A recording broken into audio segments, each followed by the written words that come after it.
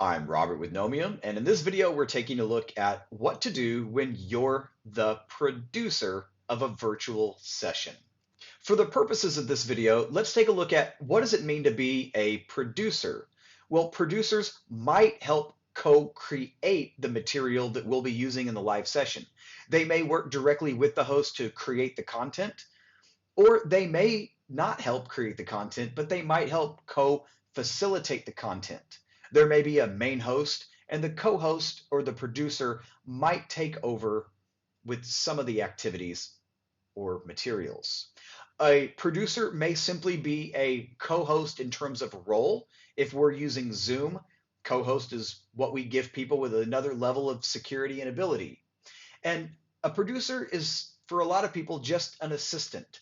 They're there to help when needed. And it's possible that a producer is never seen or heard from in an entire session because the session and the main facilitator go so smoothly.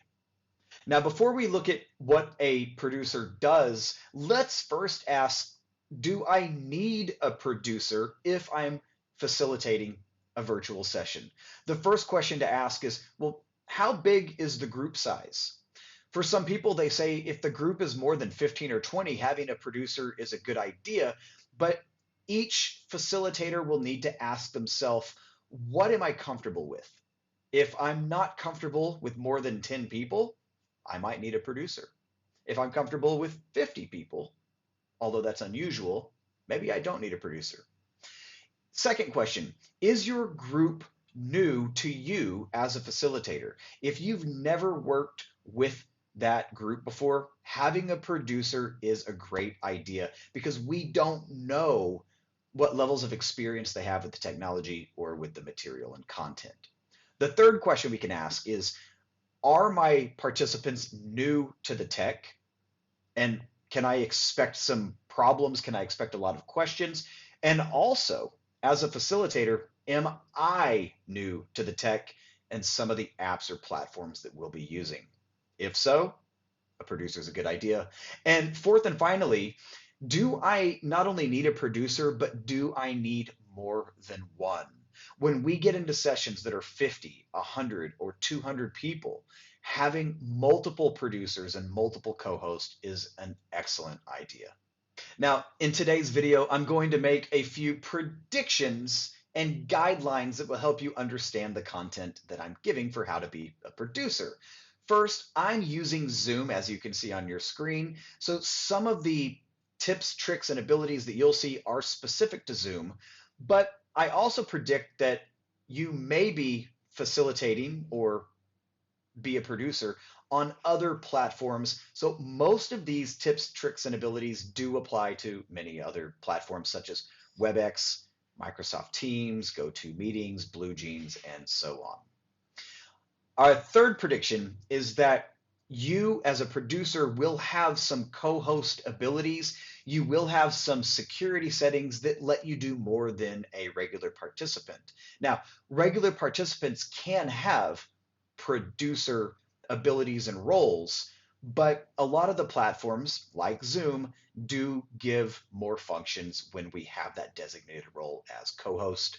And finally, I'm predicting that you are an online producer, not an in-person producer that's in the same room, able to physically touch the controls and the computer and the lighting and the cameras that your main facilitator has. If you are going to be in the same room as a producer, that opens up a whole new door of possibilities.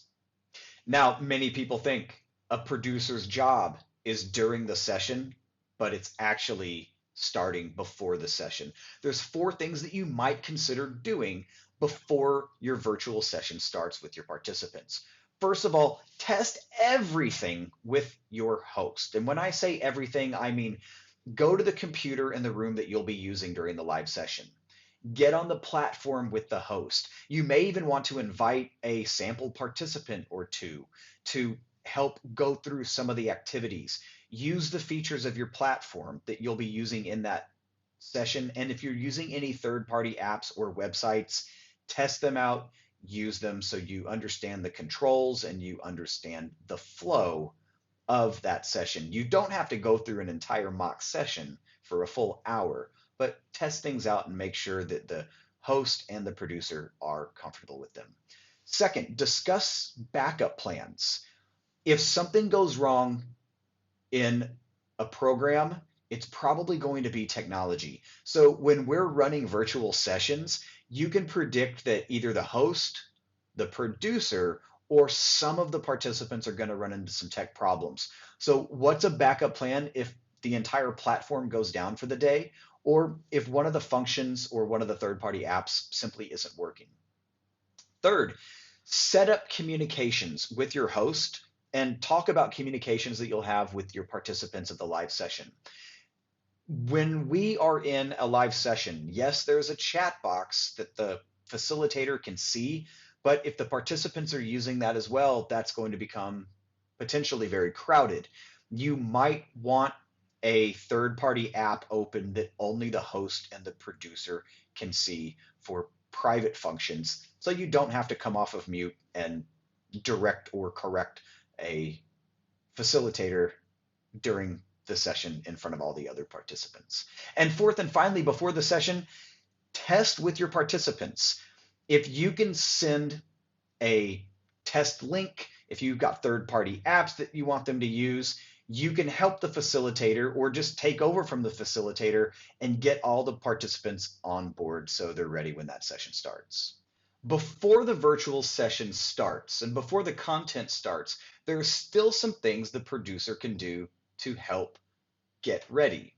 Right now in Zoom, I have been made the co-host, and I have the co-host functions where my friend with the blue profile picture is the actual host and will serve as the meeting facilitator. So you can see in this video what functions and options I have in Zoom.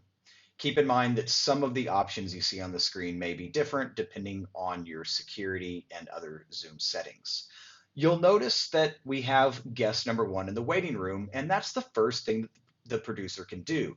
The producer can message people in the waiting room. Now, maybe you've set up a third-party messaging app and a channel or even just email where you can contact people in the waiting room. But if you're in Zoom, you can open that chat box. Instead of chatting with everyone, which goes to everyone in the main room, we can go to message everyone in the waiting room, and we can say something nice like, hello, please wait 5 more minutes. Now, keep in mind in Zoom, that chat is a one-way chat for people in the waiting room. They will see it, but they can't reply through the Zoom's chat. They would need to contact you through an outside third party. Next, whenever we're ready, we can start admitting all of those people into that main room. Here comes guest number one. The third thing we can do before the session content starts is actually chat and talk with the participants and even give them instructions. We can talk to them verbally, especially if they've joined using video, or if we want them to use video, we can ask them, please turn on your video. We don't have to chat with them verbally though, especially if there's a lot of people. We could open that chat box and we could type any message we want. For example, we could give instructions like, please change your name in the participation box. And at any time, we can continue to assist the meeting facilitator and host. We can assist the participants, especially if they're having any tech problems. And at least in Zoom, there's a wonderful feature to chat privately with any of the guests or privately with the meeting host. Now it's actually time for the show to start. Our virtual session content is starting, and the host or facilitator is probably kicking off the session. While the facilitator facilitates, this is where the producer is crucial, especially if you think you need a producer in your meeting. There's 8 things that we'll talk about that the producer can do. First, continue facilitating the chat. If we open the chat box and we receive some messages, we shouldn't make the facilitator wait to answer them. We can continue chatting with the guest, especially if there's private chat or tech help. Here comes a private chat from our guest that says, "Why is my audio not on?" As we can see in the participation box, their audio isn't on. And if they're new to Zoom, they may not know how to connect to audio. So we can simply reply to them, click the connect to audio button on the bottom left. Now, especially since this is a private chat, we're not disrupting the entire room and we don't have to come off of mute at all to help them. If it was a public chat, or even if they came off of mute, we could turn it into a private chat to keep the chat box clear and keep the facilitator facilitating. Number two, if we get questions in the chat box, or maybe verbally, but we don't want to answer them immediately, or they're better left answered by the meeting facilitator, we can note them, we can copy them, and we can remind the host and facilitator of those questions later. Or we can simply call back to the participant to ask them verbally. Here comes an example. Here, guest number one has asked a great question about recommended online whiteboards. And if this is a question best left for the facilitator, I can copy that and I can note that and recall it later, because with a lot of participants, that chat box is going to become full and those questions are easily lost. Number three, we can monitor the host. The host may have many different windows open. They might have two monitors with Zoom, with a chat, with the participants box, with third-party apps, with URLs. We don't know how much attention they're paying to themselves, so they may not realize that there's a problem. In this case, you can see on the screen, the facilitator's video has gone black. Now, I can come off of mute and I can let them know we can't see your video. I could chat or privately chat with them, or I can simply use a third-party messaging system that I've already arranged with that facilitator.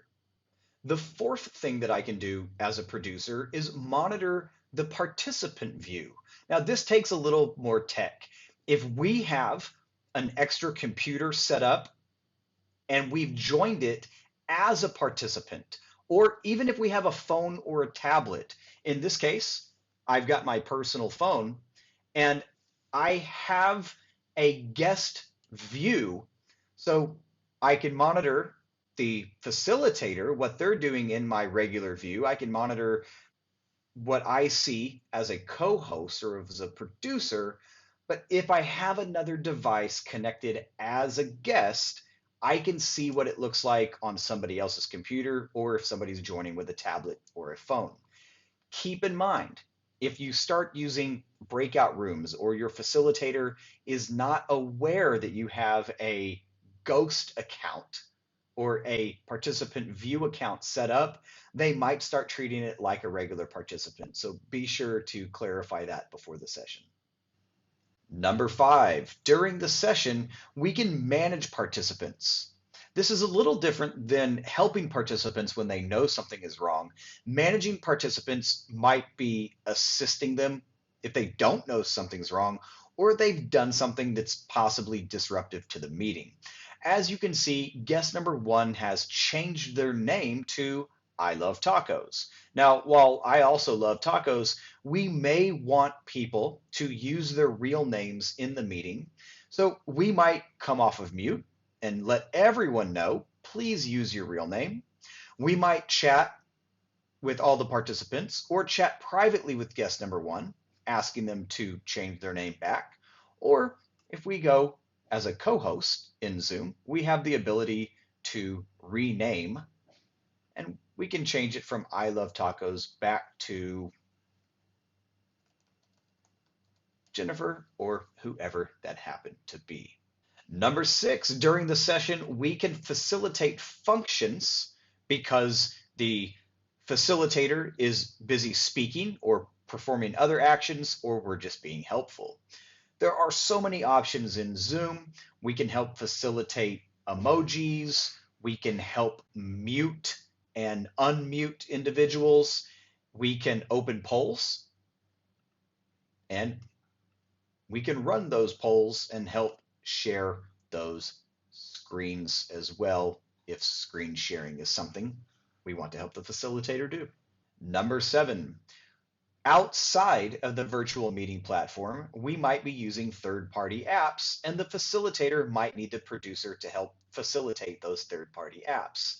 A common example here at Knowmium is putting a Miro URL in the chat box for all of the participants to open in a browser or on a smart device. Once they go to that shared whiteboard, I, as the producer, can go over to that shared whiteboard. I can monitor it. I can help people collaborate on it. I can use a lot of the Miro functions that allow me to do things like gather all of the participants in one place on that whiteboard. And of course, I can continue using our platform like Zoom to verbally or non-verbally through chat give different instructions. And great number 8 of what a producer can do during the session is help manage breakout rooms. The co-host or the producer hopefully can go into different breakout rooms, see people through video, verbally talk with them, or at least chat with them, and help answer their questions. Again, we may also be communicating through some kind of third-party messaging system.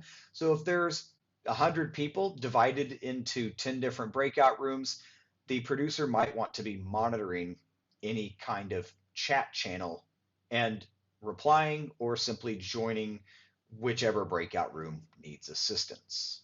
Now that I mentioned breakout rooms, I need to take a moment and discuss Zoom breakout room tips because the co-host role and the producer role does have some frustrations. First of all, the host has control of creating the breakout rooms, maintaining the breakout rooms, putting people into breakout rooms, setting time limits for the breakout rooms. The co-host does not have that control. Now, the co-host can move from breakout room 1 to breakout room 2 to breakout room 3, but there is still a limitation. The co-host from the main room can go to their previous breakout room. Let's say that's breakout room number 1. And then they can go to breakout room number 2 or 3 or 4 or 5.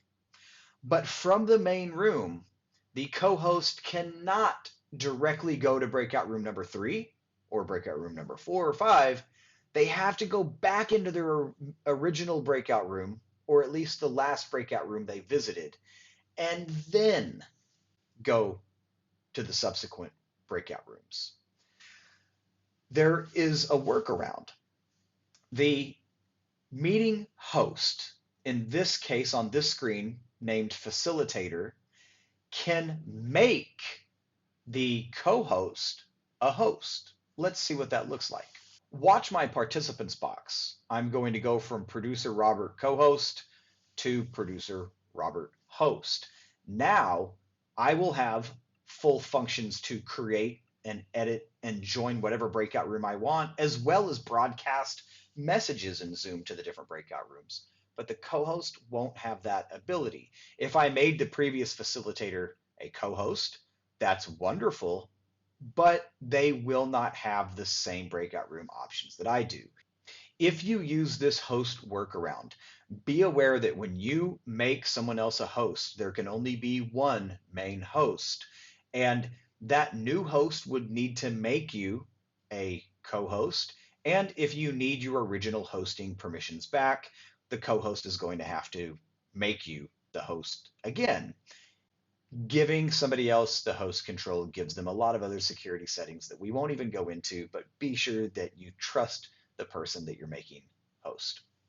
Congratulations! Your live virtual session was a success because you and the main facilitator have made it happen. Your producer role, however, may not be finished. There are 4 things you might want to consider doing after the session. First of all, help the facilitator monitor any post-program activities or communications that might be happening. Number two, continue to co-facilitate post-program activities, and you may even want to be in charge of them, especially if the meeting facilitator immediately has another session or they're just busy in general. Number three, answer post-program questions, whether that's over email or some other messaging service. And finally, as a producer, help gather and monitor feedback, surveys, and forms that you might have sent out to participants after the session. Congratulations, you're an excellent producer. Well, maybe not yet if you've only watched this video, but once you start using these tips and experimenting with being a producer or co-host, you will become an excellent producer over time, even if it happens very quickly. There are two more things to close with today. First, remember to stay focused. When you're the producer, you have all of these different opportunities to help the facilitator, to help the participants, and to help the virtual session go smoothly. If it's going really, really smoothly and your main facilitator is doing an excellent job, it can be really easy to daydream, to multitask, and to think, hey, everything's going well. There will be no surprises. And the moment you think there will be no surprises, there will absolutely be surprises. And your facilitator is going to either wonder or verbally ask, hey, producer, what are you doing? We have problems. Get back on your job. But you're going to be an excellent producer if you're not already. Just remember to stay acknowledged. Facilitators, thank your producers privately, thank them publicly, and if needed, come off of mute at the end of the session and say, it was great working with you today.